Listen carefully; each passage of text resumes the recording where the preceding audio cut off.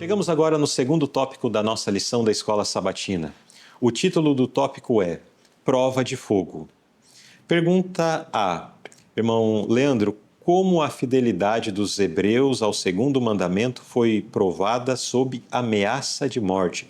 Qual é o segundo mandamento? Aliás, sobre o que diz o segundo mandamento? E agora o fato aqui apresentado. É muito importante nós voltar um pouquinho, né, no fato histórico daqui. O que esse tópico vai nos trazer é a questão do grande orgulho que tinha o rei Nabucodonosor, o nosso caso aqui. Sim.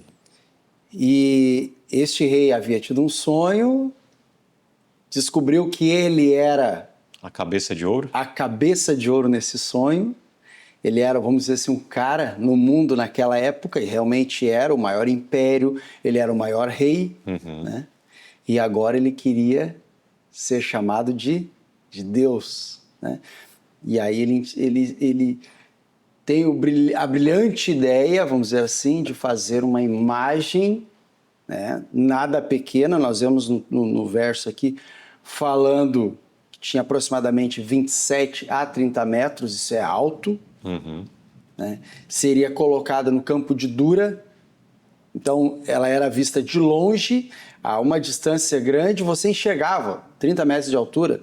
É um prédio de mais ou menos 8 a 10 andares. Né? Então é alto, isso é alto. Já precisa de elevador para você subir. Sim. Né? Então ficava distante, você podia ver. E agora ele lança o decreto. Né? Todos deveriam o quê? Se prostrar diante dessa imagem. Em trocadilhos, todos deveriam prostrar-se diante do rei.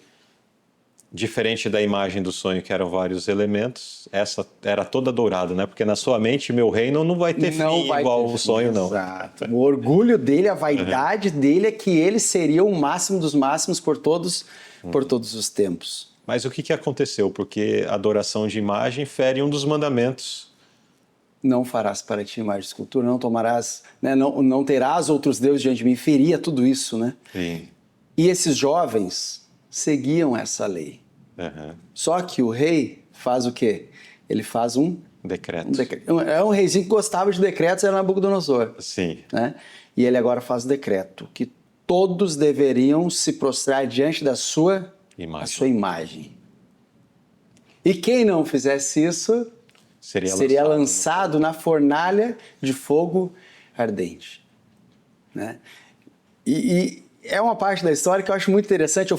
Eu gosto de imaginar a cena, né? Eu gosto de me coloco lá na colina, lá, observando, olhando, voltado para o campo de Dura, aquela mega estátua, toda de ouro, reluzindo ao sol do meio-dia, e a multidão todinha diante daquela estátua, naquele campo. Ao toque da música. Todos se prostraram, se curvaram. Aí está o rei lá no seu alto e sublime trono, né? E agora de longe ele vê quem? Porque se destaca longe, né? Três pessoas diferentes. Não eram pequenininhos, eles eram de postura boa postura, os três. E o rei olha de longe aqueles três jovens em pé. E não se curvaram diante da estátua do rei. Que prova, né? Eles se mantiveram firmes diante de um decreto, diante de um rei orgulhoso, vaidoso, tudo, né, que podia fazer eles tremerem na base, mas eles se mantiveram ali. Ficaram em pé os três, firmes no seu propósito. Lembrando-se, né? Engraçado, eles saíram de Judá, mas os seus costumes, os seus princípios não mudaram. E um outro aspecto ainda é que por aqui nós vemos que eles eram fiéis e tementes a Deus. Sim. Eles não eram os causadores do juízo que caiu sobre Jerusalém, fazendo com que a terra fosse destruída. Eles faziam parte do remanescente que permanecia fiel mesmo em que a idolatria, a prática do mal havia se expandido por todo o reino de Judá. E quando vem o castigo sobre o reino por conta da idolatria dos demais, eles estão juntos, eles fazem parte do grupo que é desterrado. Sim. Eles sofrem juntos. A consequência Pelos seus irmãos que não, né, que Exatamente. cometiam injustiça para com Deus. Agora, eles poderiam, uma atitude do ser humano é se sentir injustiçado e reclamar. Não, e tal, olha que Deus permitiu e tal. Eu era fiel e agora Deus permitiu que isso sobreviesse sobre mim. Estou aqui cativo numa terra distante, longe de meus pais, talvez. Exato, mas nós não vemos esse sentimento, esse espírito. Nós vemos um sentimento de consagração de suas vidas, onde, apesar de terem passado por tudo isso, eles permaneceram firmes e leais, sem reclamar. Uma firmeza de propósito. Firmeza de propósito. Porque eu fico encantadora a imaginando história, várias né? coisas. Eles poderiam, porque ali tinha muitos judeus que estavam prostrados, muitos que haviam sido levados cativos para a Babilônia estavam ali prostrados. Cederam, porque né? Aqui se via de longe só os 3. Sim. Então só tinha os 3 lá em pé, com o seu propósito firme. Eles poderiam, num ato de rebeldia, ninguém está vendo, todos os meus irmãos aqui estão prostrados, eu também vou. E vou manter a minha vida. Depois eu continuo, poderia. Mas não, eles permaneceram firmes no seu propósito de não se curvar diante de outros deuses, a não ser do Deus verdadeiro. Acho que essa fala nos leva a uma aplicação, a algo prático na vida. Às vezes nós podemos passar por situações onde somos provados no trabalho, na escola, em algum outro ambiente, e nós pensamos, mas é apenas eu aqui? Só coisinha, né? Ou às vezes quando nós saímos para viajar com a família para um lugar turístico, ou enfim, fazer um passeio com a família, não tem nenhum irmão aqui, não tem igreja aqui. Ninguém vai ver. Ninguém vai ver. Apesar que as pessoas ainda registram e colocam nas redes sociais, né? Hoje, né? Hoje tem ainda faz isso, né? Se autodenuncia. Mas, enfim, a fidelidade dos jovens aqui excedeu em muito, aliás, foi muito diferente desse comportamento que talvez alguma pessoa hoje tenha de uma forma incorreta. Porque eles poderiam combinar, olha, poxa, a gente não vai morrer, né? Eu sei que você é fiel, a gente sabe que somos fiéis a Deus. Sim. Deus não vai levar em conta esse momento em que a gente vai se prostrar aqui, mas no nosso coração vamos estar lembrando de Deus, é só para não ficar, para a gente não sofrer alguma consequência. Irmão, será que em nossa vida nós já não fizemos isso? Pensando assim, não tem ninguém e tal, aqui eu vou praticar um ato ilícito, pagar uma propina, fazer algo aqui e tal, porque senão eu vou acabar sofrendo uma consequência maior. Quando fazemos isso, nós nos curvamos diante da estátua. Mas o exemplo apresentado aqui é que não importa, se tivesse apenas um deles ali, ele teria se mantido em pé, não se curvando diante da estátua. Não importa se nós somos a única pessoa naquela região que conhece os caminhos do Senhor. Nós nos levantaremos e brilharemos para a honra e glória do Senhor, fazendo o que é certo. Ainda que para as pessoas que estão ao nosso redor, aquilo não vai ser algo louvável. Porque talvez no meio em que todos estão praticando mal, quando alguém faz algo certo, isso incomoda. Eles não vão louvar isso. Mas não importa, porque nós louvamos o nome de Deus. E se as pessoas ali não aceitarem bem a nossa atitude, problema delas com Deus, né? Deus. O nosso compromisso é com Deus. Exato. O nosso compromisso é com Deus. Onde estivermos, e Deus está em todos os lugares, o nosso compromisso é fazer a vontade de Deus, testemunharmos de Deus, ainda que venha contra nós consequências. Isso. Você fez diferente, você vai para a prisão, você vai ser morto, não importa. O que importa é nós testemunharmos de Deus. E ali a sentença para eles já era falado no decreto. Eles seriam lançados na fornalha de fogo ardente. Isso era morte, certa? Por aproximação. Talvez não morreria nem de entrar, seria por aproximação naquela fornalha. Até porque nós vamos ver que quando aconteceu, né? Foi terrível. Mas quando o rei viu aqueles 3 em pé, o rei mandou chamá-los. O que o rei fez? Ou o que aconteceu no diálogo aí? Esse rei, ele ficou, eu imagino que Nabucodonosor deve ter ficado... Muito irado. Muito irado. Porque ele estava se auto-intitulando Deus, ele se sentia o maior no mundo, ele era realmente o rei mais poderoso da época. E agora tinha 3 jovens. Desafiando o seu decreto. Desafiando, indo contra as suas ordens. Né? O que vocês estão pensando? Ele não chegou já de cara, não, já desobedeceu, já vai. Não. Eu vou dar mais uma chance para vocês, porque vocês são os meus melhores homens que eu tenho, são os que têm o QI mais elevado na nação. Então eu vou dar mais uma oportunidade para vocês. De vocês se dobrarem diante da minha estátua, de vocês me adorarem. Uhum.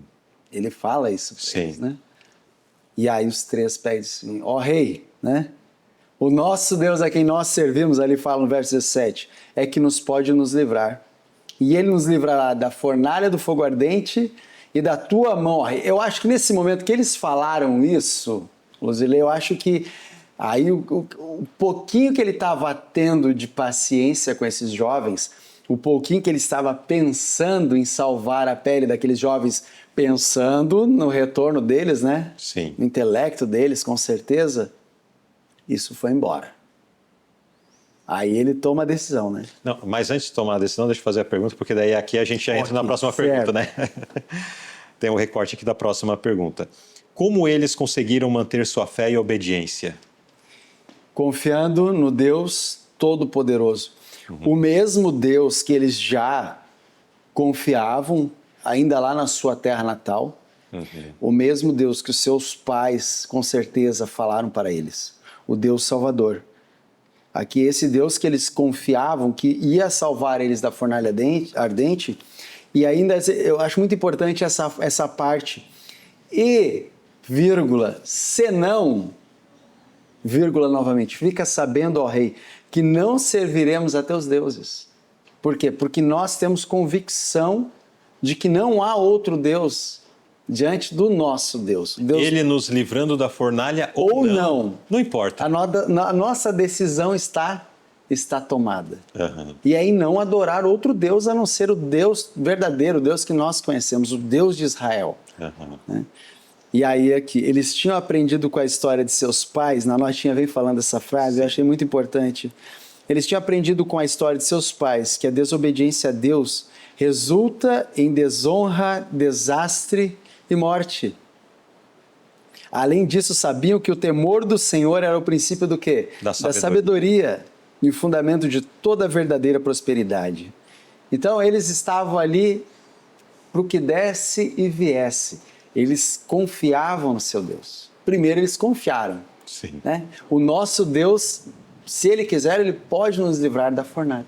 Até se lembrando dos escritos do profeta Isaías, né? Fazem menção. Olha, exato. Se passares pela água, elas não te submergirão. Se passares pelo fogo, não queimará. Exatamente. Agora, o rei que estava irado, como que ficou diante desta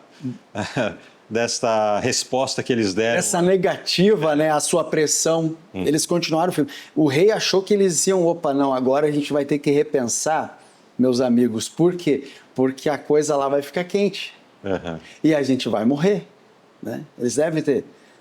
O rei achou que com aquela pressãozinha ia abalar a decisão, a fé desses jovens. Mas pelo contrário, só revelou fortaleceu o compromisso que eles tinham com Deus e fortaleceu. Né? Até a frase que tem um pouquinho mais à frente na nota que diz assim: a fé deles se fortaleceu enquanto declaravam que Deus seria glorificado ao livrá-los. Exato. Pela própria declaração, pela própria expressão,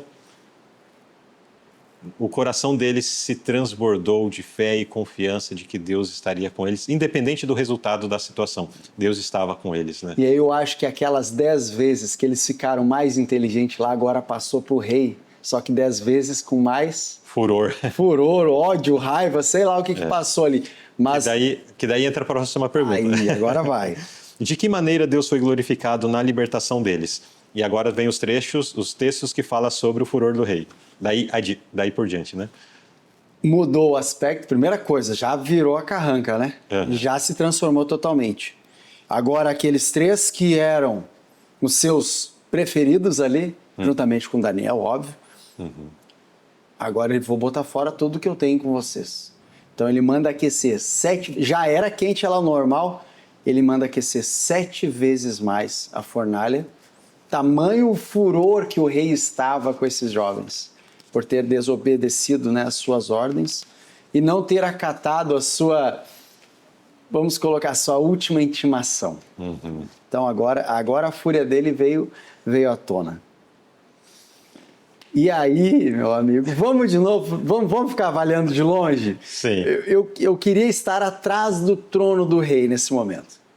Eu queria estar assim, observando no camarote. Eu queria estar no camarote atrás do rei, o rei de frente para a fornalha, os 3 jovens amarrados, sendo lançados lá dentro da fornalha, num calor tremendo, que quem os lançava morria, né? Levados, colocados lá dentro, e o rei sentadinho no trono dele, tentando, né, passar o seu furor, vendo que aqueles jovens virar cinzas. Então o rei observa de longe e agora ele percebe o quê? Que ainda antes, os que lançam eles na fornalha Morrem, tanto calor. Exato. Né? 7 vezes mais do que já era normal ser lançado para morrer. Ele mandou aquecer 7 vezes mais, tamanha a sua raiva. E agora de longe ele olha. 3. Foram lançados 3, mas existem 4 lá dentro. Ele com certeza pergunta, né, para quem estava, esfrega os seus olhos, né, e pergunta: quantos nós lançamos lá dentro da fornalha? Foram 3. Eles estavam amarrados, não estavam? Estavam. Mas peraí, eu estou vendo mal ou eu estou vendo 4? E o rei enxergava 4. E detalhe, eles não estavam amarrados, não estavam deitados, não estavam sentados. Estavam como? Caminhando. Soltos, os 4, livres. Os 3 jovens, e aqui o próprio rei fala: e estou vendo um como? Semelhante ao Filho de Deus. Jesus estava com eles ali. Jesus. Ali naquele momento era Jesus. É interessante que a primeira surpresa é que eles não morreram. Aqueles que os arrastaram para jogar, porque eles estavam amarrados, imobilizados, então eles precisavam ser conduzidos por...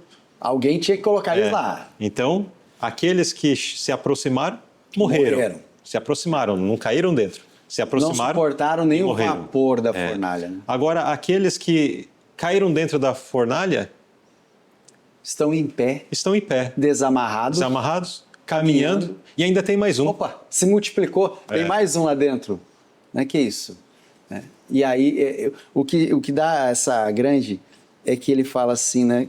Estou vendo mais um semelhante ao Filho de Deus.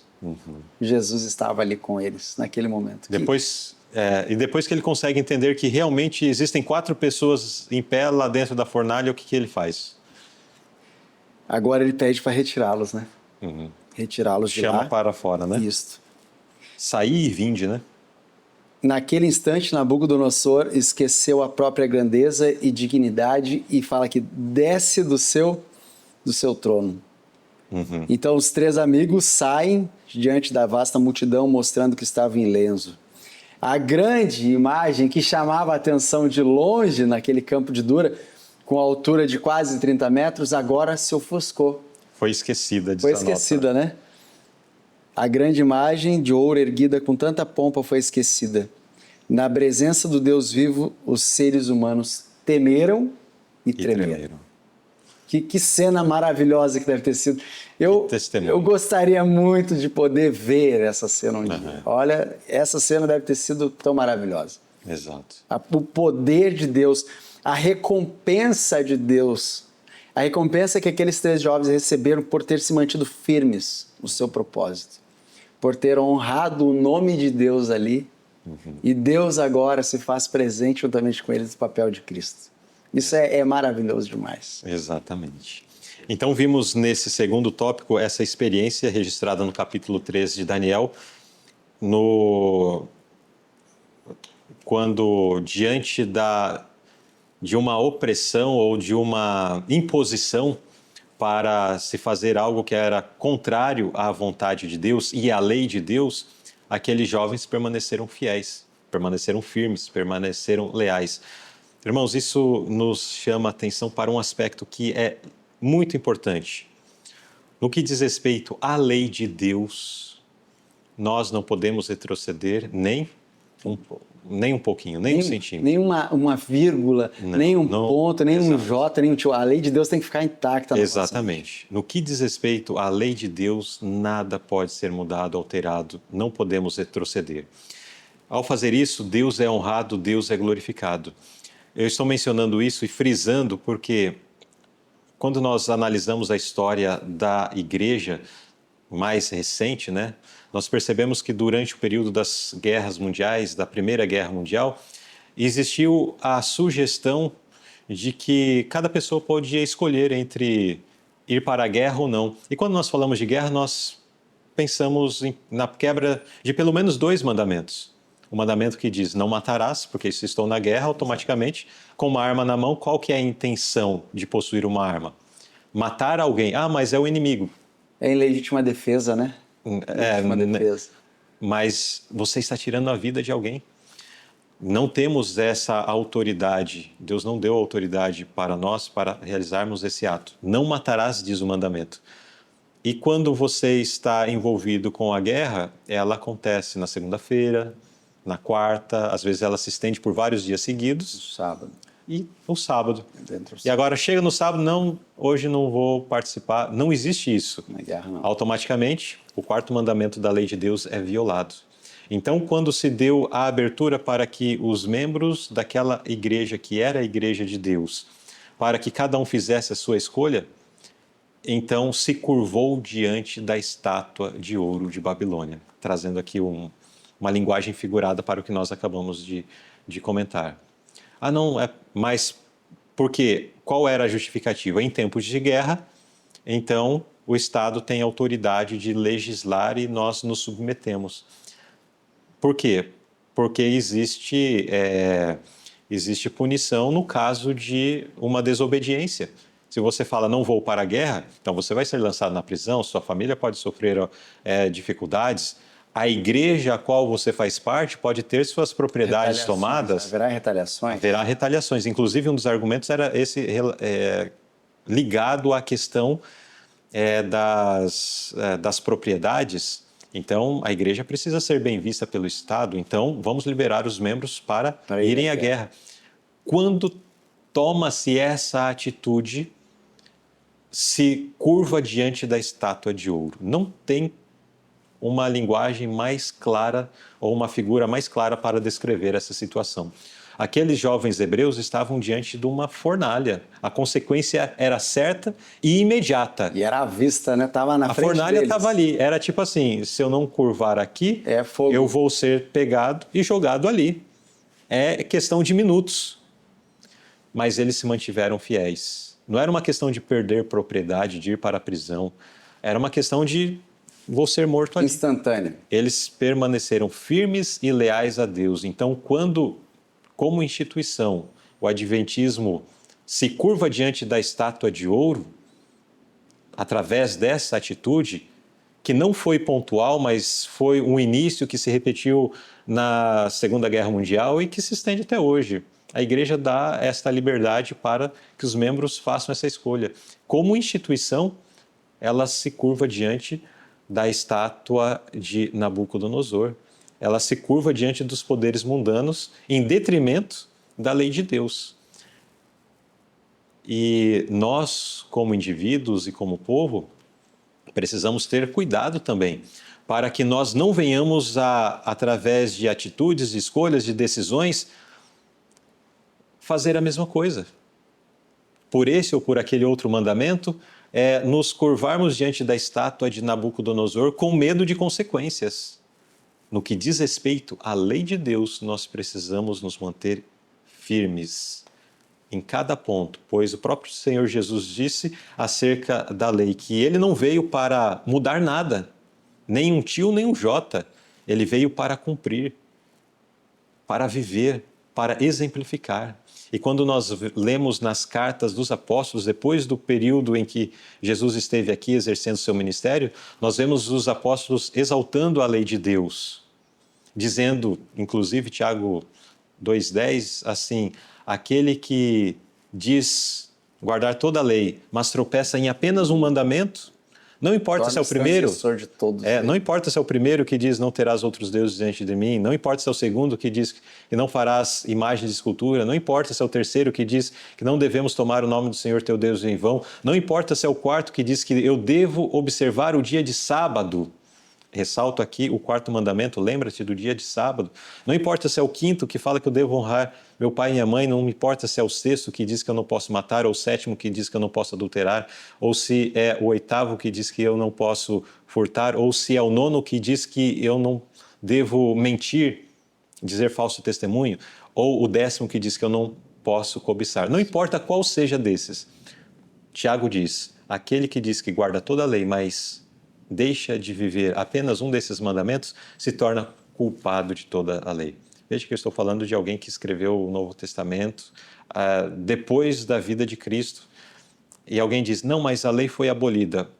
Não esta lei dos 10 mandamentos. As leis cerimoniais, etc., sim.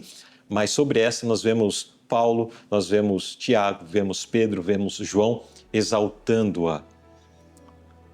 Pois esta é proclamada por eles como a lei da liberdade. Portanto, conheçamos a lei, buscamos entendimento, sabedoria dos altos céus para, nos momentos fáceis, possamos viver. Nos momentos de prova, também, com a graça e o poder de Deus, à semelhança desses jovens hebreus.